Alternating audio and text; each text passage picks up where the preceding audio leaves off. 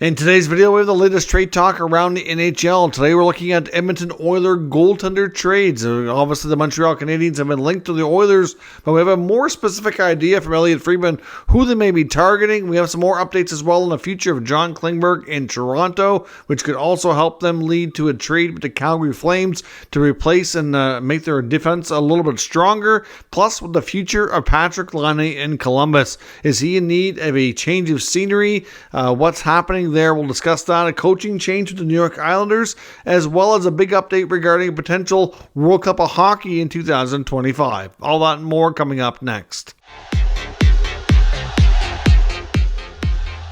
So welcome back to another video here at Top Shelf Hockey. We do have a lot to cover here today.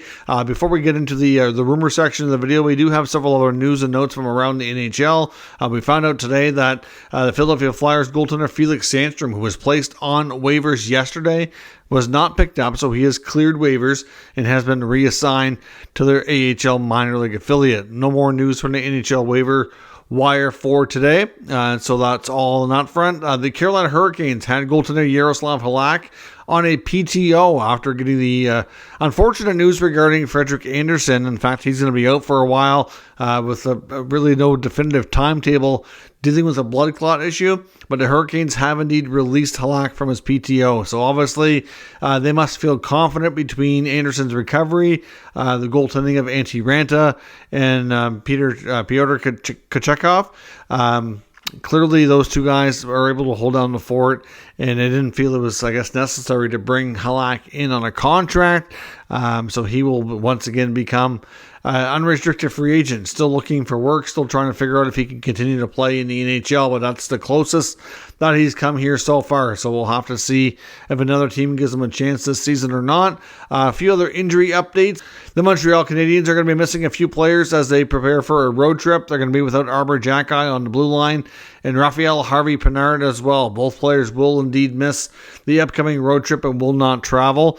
I don't think either is expected to be out for too long, but they'll definitely be out for a period of time and miss the road trip. In Ottawa, Thomas Chabot has started skating again, which is good news. He was wearing a non-contact jersey for now. Of course, because of the Ottawa Senators' trip to Sweden, they really have a light schedule because of all the travel. I think they ended up only playing, I think it works out to be like 4 games in 20 days or something crazy. They don't play until Friday. They've already been home for, I believe, I think they get home on Sunday. So today was their first skating day. It was a skill session this morning that was optional, which I think they only had 8 or 9 skaters out, but Chabot was one of them. Looking pretty good, starting to shoot the puck a little bit. Of course, he's recovering from a fractured or broken hand. So certainly, he's going to take some time. He's not quite ready yet. But the fact that he's out there doing a lot of drills and starting to shoot the puck is promising. They don't play till Friday. I don't think he'll play on Friday, to be honest. But they don't have a huge schedule. Like they only have a few more, like they have a couple more days off after that. So I think we're likely going to see Chabot possibly next week would be my best guess. We don't have any other updates on Ridley Gregg and Mark Kastelik, but it was believed to be a minimum of 2 weeks for each, which we've reached now. So I believe Ridley Gregg's been skating. I'm not sure about Kastelik. So the Sens are slowly getting back closer and closer to being a fully healthy team, which will be important for them in order to try to get some wins under their belt and get back into the playoff picture. After their Sweden trip and winning both games over there, they find themselves now on a 3-game winning streak, except that they just have a lot of time in between games. So they've got 3 in a row that they've won. I believe if you go back beyond that, they won 4 to 5, which is great. They're above 500, worked their way up the standings a little bit. They're still, I think it's 4 points out of a wild card spot, and they have games in hand, which is not a terrible spot to be in considering where they were, back after, the end of October or so. But at this point, they need to string together some wins. They could use a healthy roster, and it'll obviously go a long way to making that happen. The Devils, of course, got back Jack Hughes, and now they're getting closer to getting back Captain Nico Hischier. He did return to practice today, and the hope is that he'll be able to play in the not-too-distant future as well. And the Edmonton Oilers, no injury updates there, but they are going with Calvin Pickard tonight in goal for their game. They're going to give Stuart Skinner a night off. Skinner in the last game didn't look the greatest against the Lightning. Obviously, the goaltending situation in Edmonton has been it's been tough. They haven't been able to get the saves when they need them. But obviously it's not just goaltending, it is team defense and the decor in front of them. But there's even been times, though, that you can definitely say goaltending is the issue, and other times when it's more of a defense. It's hard to say, right? But it's a combination of both, and I think that's more than fair. Calvin Pickard, who of course has some NHL experience but hasn't played regularly in the NHL for a few years, will get the opportunity to get the win and see if he can find a way to stick with it. We're going to talk about the Oilers making some potential moves between the pipes a little bit later, but obviously for right now they're going with Pickard and Skinner in the short term here. The other big piece of news today, which was reported on by Sportsnet from Elliot Friedman on the 32 Thoughts podcast that came out this morning, and a lot of other outlets like Daily Faceoff and ESPN following up later in the day with stories with additional updates. When it comes to the World Cup of Hockey in 2025, I'm not even sure that the event is going to be called the World Cup of Hockey. I don't think it's going to be anywhere close to the traditional format to really refer to it as a World Cup per se. There is going, by the looks of things, they're on track to make an international event take place, but it really looks like it's only going to be 4 teams, which is really unfortunate. There's going to be a lot of NHL talented players not going to have a chance to represent their countries. They seem to be pretty intact and not do like those gimmick teams like they did the last time, whether it be a Team North America or Team Europe with all the younger players. To be honest, it might be the only way they could really go to get more players involved, but there's not going to be any Russian players, and there's not going to be a lot of other countries that just don't have a big enough NHL player base. So it's looking like it's going to be Canada, the United States, Sweden, and Finland is what most outlets are predicting right now based on their inside knowledge of the situation. It sounds like the European teams, so Sweden and Finland, are likely going to play a couple of games over in Europe, either in one of those two countries. And we're also going to see a couple of games between Canada and the United States in North America. I know Friedman said he thought it might be more likely based in U.S. cities, but maybe they'll do one in the U.S., one in Canada. I don't know. But they're probably going to see a couple of games between each parts of the world, each continent, and then bring them all. Then the European teams will come to North America, and then they'll have a short tournament, basically like 2 groups, and you'll do like 1 versus 2 crossover, and then the 2 winners will play. So you have like a semifinal and a final. So essentially you'll have like 3 playoff games, or you might even do 4. I guess you might have them do a bronze medal game instead of just a gold medal game. I'm not sure. Either way, it's not going to be a World Cup of Hockey. There's only 4 teams. You can't really call it that. I'm not sure what you want to call it. Some sort of international tournament, a watered-down version of the old Canada Cup. I don't know what you do, because it's not really a Canada Cup anymore. So I don't know how you market this or how you do it.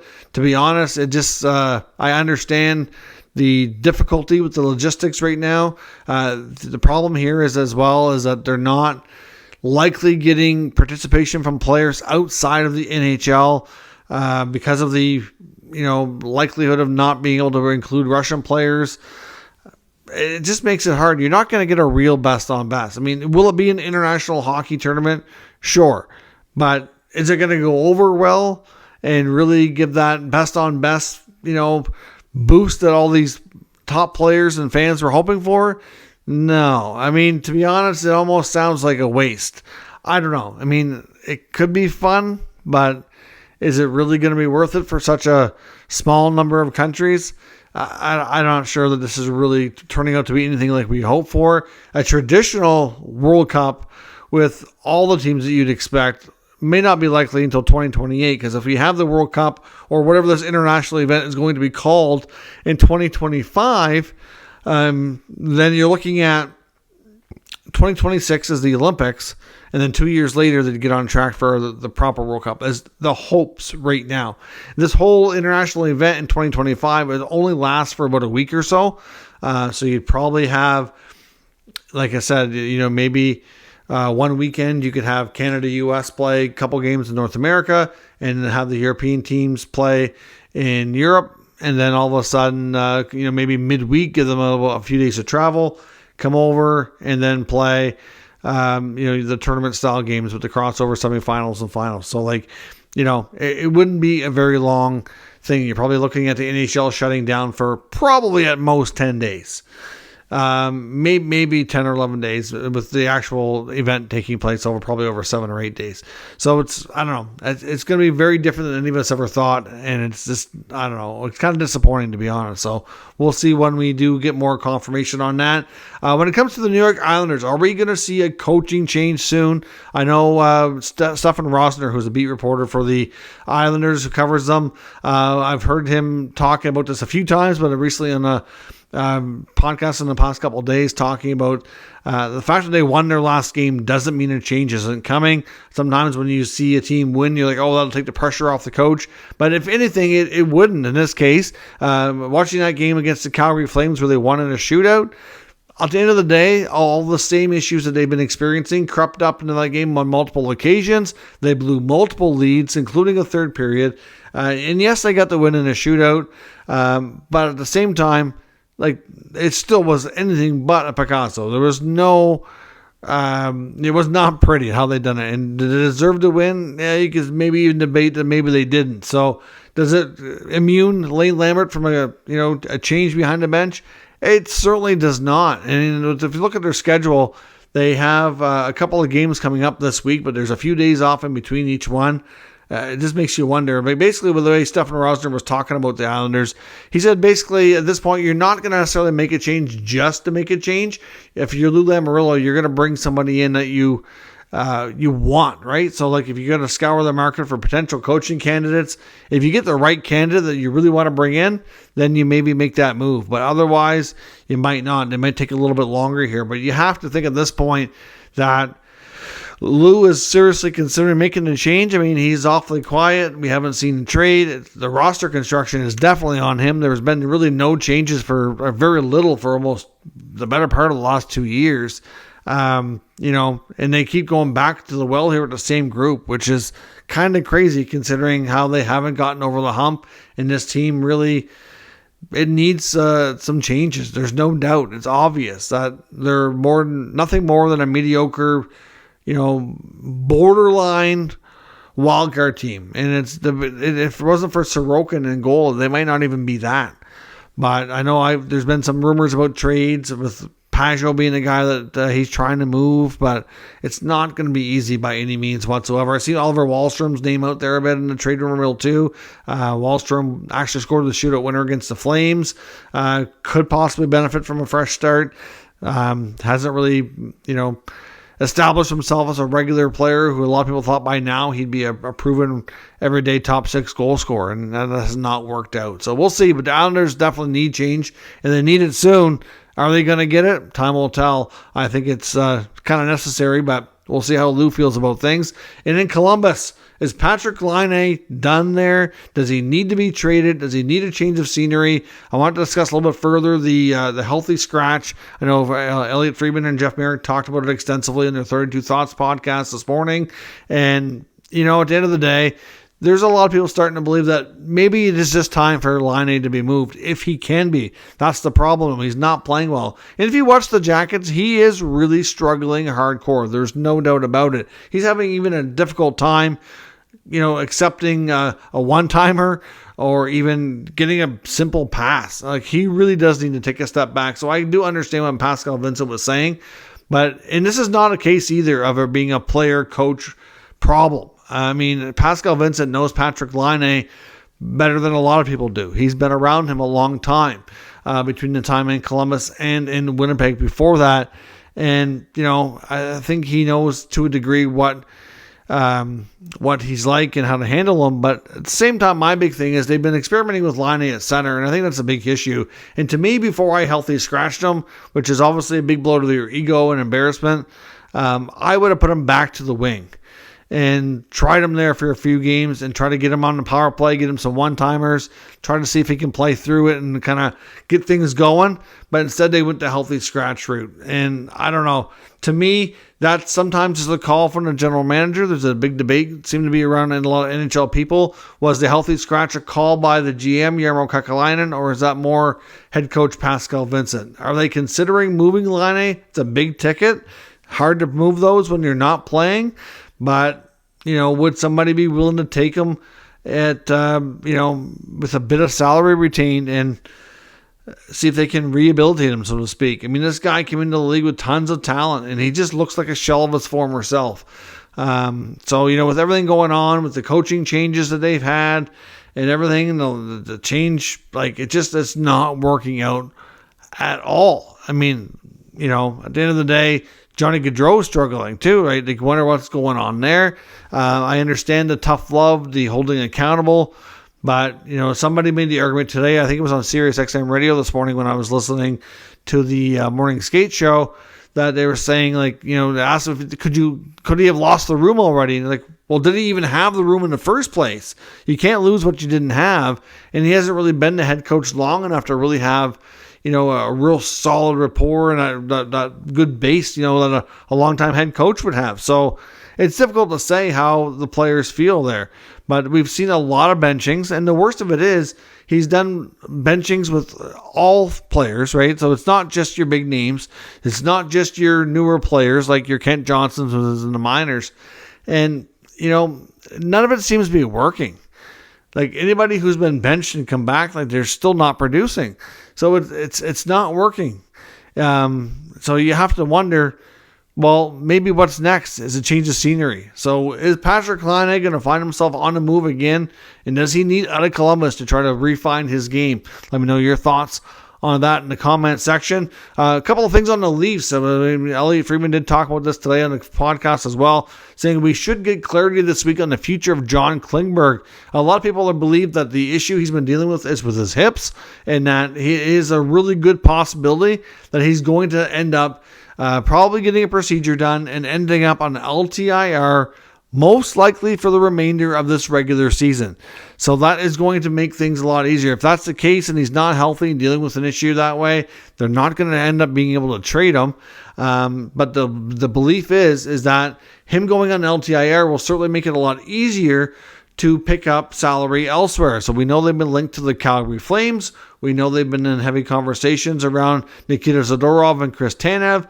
If the Flames will retain 50%, and it's believed they would because it's only for the current season, and of course between that and, with the LTIR pool they have, they wouldn't need to be much going out off the roster to make things work. Now, Friedman made reference again. He believes the Flames are going to be really pushing for the Leafs or whoever they trade with to look at, hopefully a contract extension. So now some teams are kind of waiting to see when the Flames will get to the point that it'll allow them to speak to those players or their agents about contract extensions, because obviously if they can get an extension in place, their value is going to go up. So if they retain half their salary and the Leafs or whoever they trade with gets an extension, that's going to give them a lot better return, right? So it's believed that they're looking at some of the younger players with the Leafs. They're looking at a combination of obviously maybe Holmberg or Abruzzese in the forward group, possibly Timothy Liljegren, can't say that for certain, but some combination of that. They might have to get something off the roster depending on the LTIR pool and what exactly is retained for salary on those two players. Maybe it doesn't turn out to be both players, maybe it's just one. It's difficult to say, but it's believed that the Leafs definitely are still pursuing those two defensemen, and obviously Klingberg ending up in long-term injury reserve, if that's indeed what happens, will be a huge help into making that all be possible without sacrificing so much off the roster. Now in Edmonton, of course, we know that they're looking for a goaltender and lots of conversations around the Oilers and the Montreal Canadiens. Well, Friedman made mention today about the fact that there's been some reports that the Oilers have had interest and have watched and scouted all three Montreal Canadiens goaltenders, including Jake Allen, Samuel Montembeault, and Caden Primo. They've all played recently, and there's been Oilers scouts at all of the games, right? So now my opinion has been that they must be looking more at the veteran Jake Allen. At least you would think from Montreal's perspective that he would be the more likely one they'd prefer to move, and because there's been some talk about them re-signing Montembeault, and they've put a lot of time, effort, and development into Primo, so I would think at this point and stage of his career, they might be a little less likely to trade him, hoping that he could still be the goalie of the future. Now, of course, at this point, though, it doesn't seem to be the case. Elliotte Friedman made mention today that Jake Allen's probably the least likely, saying that based on what he said, it sounds like the Oilers are most interested in Montembeault. But the complication here is that the Montreal Canadiens are interested in keeping him and signing him to a contract extension. There's been some talk that from Friedman and others that Montembeault and the Canadiens have been talking lately about a contract extension. Montembeault was even asked this publicly in a media scrum, and he did confirm that there was some ongoing talks, and he hoped that something would get worked out. But until it is worked out, it's not done. As I say, until it's done, it's not done. And at the end of the day here, the Oilers seem to have the most interest in him. And the belief, what Elliott said was, well, Montreal might not want to trade him unless they can't sign him. If the contract extension talks don't go well, that might kind of change their opinion. And maybe they'll decide that, okay, well, he's looking for more than we're willing to spend here. So maybe we'll keep Primo and we'll consider moving Montembeault. Even though, like I said, the indication's been all along that he would be the preferred guy to keep around. But, for the right price, things can change. So obviously, that seems to be the direction of the Oilers when it comes to Montreal Canadiens goalkeepers. Now, like I said, Primo, I think they have interest there, but do you see Caden Primo going to Edmonton and being the goaltending savior they're looking for? No. I mean, at this point, he's not established enough to say that there's any chance that's going to happen. At least with Samuel Montembeault, he's played enough in the last couple of years that you have a bigger sample size of games to look at and stats. And I think there's a better chance, a much greater likelihood that he could step in and have success. Now, like I said, Montreal is indeed having conversations with him about an extension. If they do come to terms with him, though, does that mean they're more likely to trade Primo, considering that Friedman says that Jake Allen is the least likely to get moved out of the three?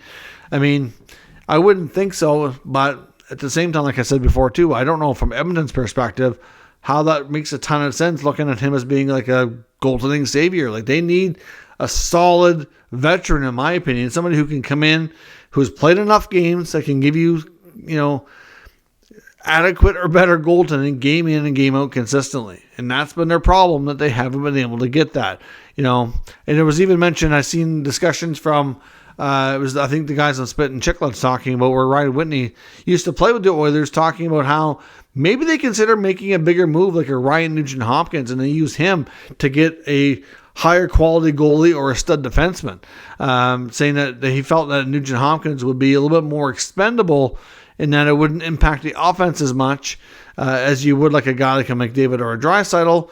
Yes, you feel a little bit because he's a good player, but it's not such a detrimental thing as it would be losing a guy like Connor or Leon.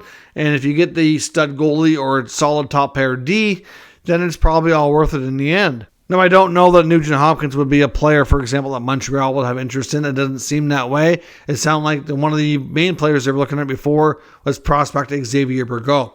Now, if a guy like Montembeault, I would suspect maybe a pick and a prospect would probably be the fair asking price. So we'll have to see where this goes, but it does look like the Oilers are indeed going after, or more concerned, or more interested, I should say, on a Habs goalie than I might have thought of before. So Montembeault appears to be that guy. So let me know your thoughts on all today's news and rumors down in the comments. We'll discuss further. If you're new to the channel, make sure you subscribe and stick around. We'll keep you up to date with the latest news, rumors, and analysis of all 32 NHL teams. Thanks for watching, and I'll catch you next time.